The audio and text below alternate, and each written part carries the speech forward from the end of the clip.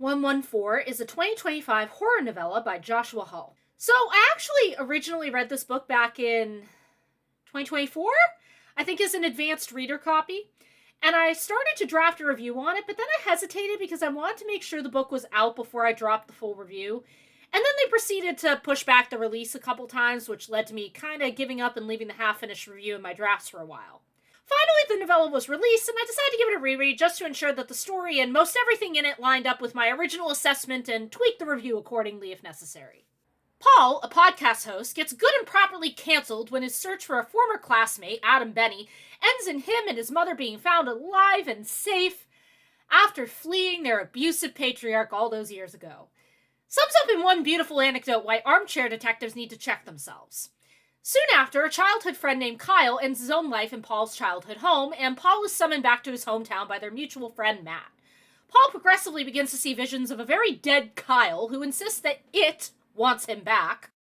No, not that one. No, not that one either. Paul seems weirdly not affected by the visions of his dead friend and also the hallucinations of mold growing everywhere, festering under a small cut in his arm, and his friend Matt's face and mouth, and all over the chief of police, just to name a few incidents. And Paul reacts to most of these incidents with about as much concern as Ethan Winters finding that a bottle of mold juice has the power to reattach his severed hand and sleeve. God, that scene was so iconic. I will never get over it. He seems to be a man of extremely good judgment and character, and so naturally he decides that now would be a great time to start a new podcast about his fucked up haunted childhood home and how Kyle yeeted himself from existence there. Paul gets Matt to reluctantly participate in the first episode of the podcast. Though he's reluctant to discuss Kyle, he is willing to discuss the conga line of demonic bullshit that he's witnessed on Paul's property over the years. The long and short of it is that a cult of witches began performing ritualistic baby sacrifice to please whatever it was they were worshipping out in the woods. One night, their husbands burst in and stopped one of these women, Mary, from trying to hang her own baby daughter from the rafters of Paul's barn. Mary's husband snatched his daughter from the jaws of death and proceeded to both hang and burn his wife alive for what she had done. Honestly, valid. That feels like a pretty correct response to finding your partner trying to murk your baby. This is also super similar to the swamp storyline in Bramble, the Mountain King. Basically, women go and sacrifice their babies to get super demon powers. It's an incredibly fucked up part of the game, and I loved it. Unfortunately, all this did was turn Mary into a being beyond comprehension, and it is implied that Kyle witnessed one of these cult rituals when he, Paul, and Matt were kids. Which is why he was devastated when his wife hung their baby daughter from the rafters of their garage. And Matt has come by this largely unknown information because he was visited by what's implied to be the ghost of one of these cult witches, who was looking a little too closely at his children.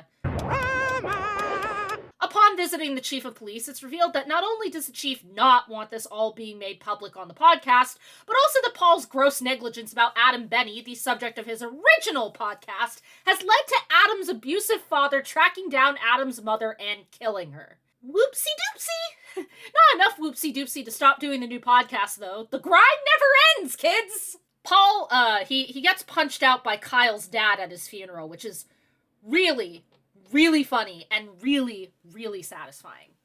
In any case, Paul spends most of the book trying to discover the truth. He hooks up with his long-ago girlfriend Megan, his hallucinations progress, and loads of people end up dead around him. And that's about as much of the story as I'll get into. I won't give away the ending. So, first, apparently the house in this book is actually based on the author's childhood home. That's pretty cool. Thankfully, he doesn't seem to be having visions of mold, so I think he's good. Second, have I mentioned how much I hate, 75% of true crime podcasters, YouTubers, and influencers as a whole? 25% of them are completely normal human beings who stick to the facts and don't try to be cute about it. But of the ones I hate, a third of them have their empathy turned up to 11 because they're terrified of being accused of being opportunistic vultures for using human conflict and misery to make money. Another third of them are, in fact, those exact opportunistic vultures, and the last third consists of armchair detectives who massively overestimate their understanding of how police investigations and criminal prosecutions work and think that they can do it better when they in fact have a fairly surface level understanding of how the law works. It's a mixed bag, and there's a lot of suck in it. Yeah, there are some good ones, not saying there aren't, but even as someone who's interested in true crime, I get tired of both the rampant, craven opportunism I see from some big creators, and also the ones who are very desperate for me to know that they're not big, meanie exploiters and actually care about the victims in these cases. Anyway, Paul clearly fell into both the I can solve crimes just like the police and exploiting tragedy for fun and profit categories, whilst also nudging into the but I'm totally virtuous and sad and care about the victims guys sphere. He makes a big to-do about how much he regrets what he did to Adam Benny, but then proceeds to say the quiet parts out loud. On page 17, quote, "In my eyes, there was nothing for me to talk about anymore. It was time for everyone to move on from it." Unquote.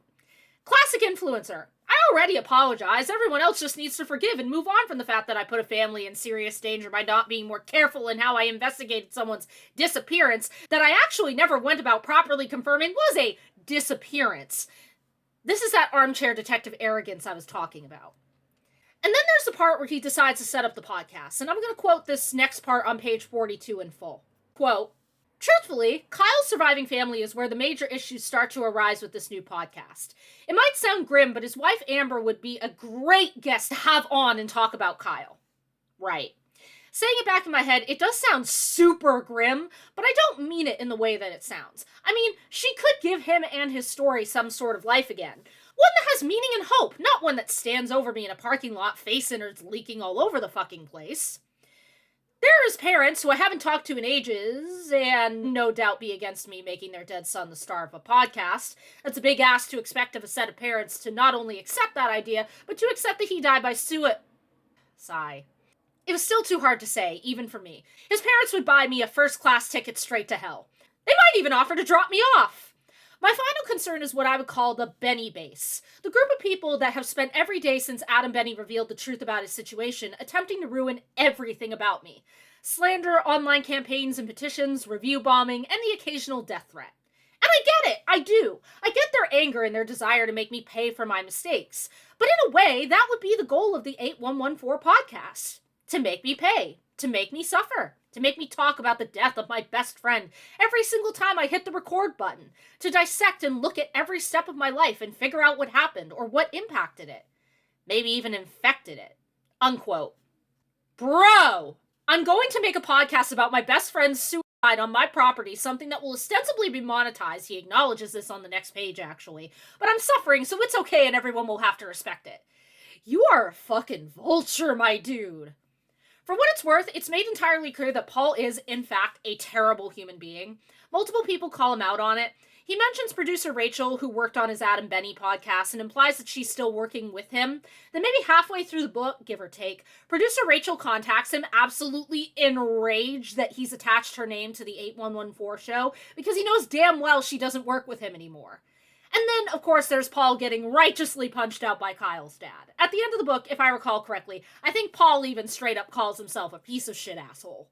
The author is self-aware of the character he's created, so I'm more entertained than I am mad. I like me a good train wreck of a character. At no point during the novella did I get the vibe that the author wanted me to think Paul was a good person, or that what he was doing was entirely justified. So I'm not bothered by it. His character and behavior throughout the book was like watching a train crash, and I'm into that.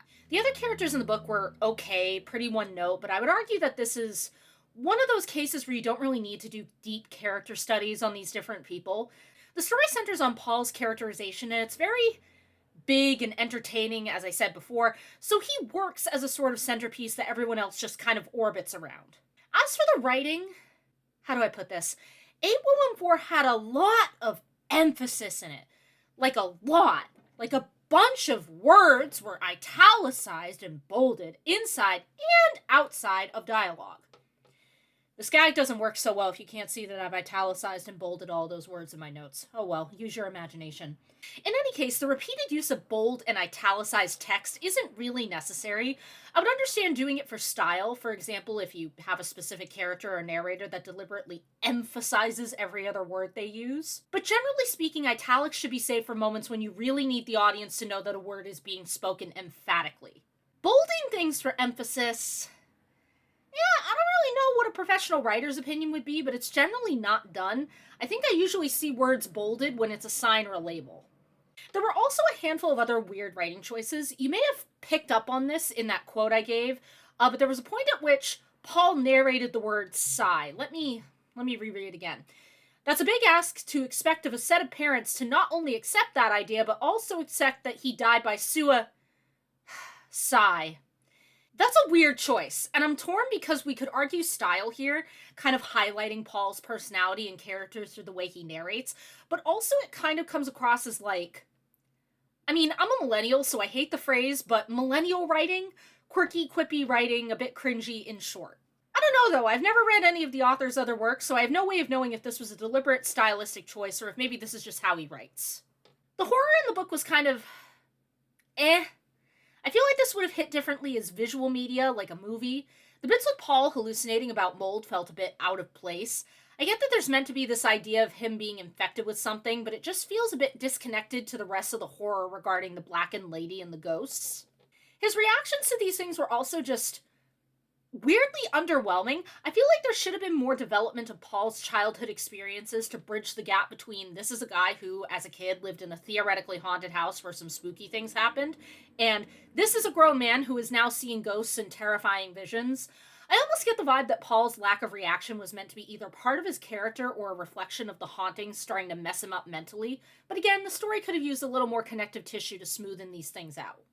The lore was definitely interesting. Again, this might have slapped more as a movie, but I also think that the lore in general and the horror needed more time to breathe. I think a longer book might have achieved this, giving us time to get to know and care about the characters a bit more, whilst also giving a chance to spread the horror out, give it more time to develop naturally. I think part of what makes me think that this story might have done better as a movie is because some of the horror elements here have sort of the, I don't know, I guess I would just say the vibe of a jump scare, if you know what I mean. Like, I think that's what the author was going for as an effect on the reader. And for what it's worth, the author is a screenwriter and filmmaker. His film Glorious was released on Shudder in 2022, so that might be where that element is coming from. Bro may be accustomed to writing for the screen, knowing that there will be visuals to carry certain elements of the story, and didn't realize that these things don't hit quite the same way in a book. What else? So there was a bit that hit kind of weird. So Paul gets with Megan, his high school girlfriend, one night, and at this point he's being haunted by the blackened lady, and there's this bit where she starts grinding up on him, and he shoves her off and screams for her to leave him alone. Except, whoops, it's a trick, it's actually Megan, and her response is to immediately lay into Paul for being a selfish piece of shit exploiting Kyle's death. Except that Megan agreed to be part of the exploitation. She participated in the podcast, and last night Paul told her that he's been seeing dead people, and then they slept together. Megan's reaction just seemed majorly disproportionate to the situation. She acts like Paul just spat in her face and called her a whore. The way it's written, his reaction seems to be 100% fearful, but Megan just instantly jumped to Paul's being a jerk and rejecting me, even though I'm aware that he's having terrifying hallucinations. It felt a bit contrived. It felt like the author was trying to do one of those big scenes where the main character is confronted with their failings, but it just doesn't land right because there isn't enough transition to Megan perceiving Paul that way. Like, if I'm putting myself in her shoes, I'm assuming that Paul is having a moment, and by moment I mean a complete psychotic break, especially since he immediately walks it back and apologizes to her. I don't know, that scene just felt like complete whiplash. It didn't make a whole lot of sense to me. So yeah, that was 8114. I do love me a good influencer getting murked by supernatural beings horror story, but this one just fell a little bit flat for me. Very interesting premise, decent lore and setup. Paul's a real dick, but he's definitely an interesting character. I really do just feel like it's a combination of this story is too big for this novella, and this story is the wrong format. It would have hit differently as a movie. Or, hell, even a graphic novel. And the writing wasn't too bad, and now I'm wondering if all the bolding and italics might be related to script writing, maybe? Because I'm totally unfamiliar with it and have no idea. Anyway, hope you guys enjoyed the video. Have a wonderful night.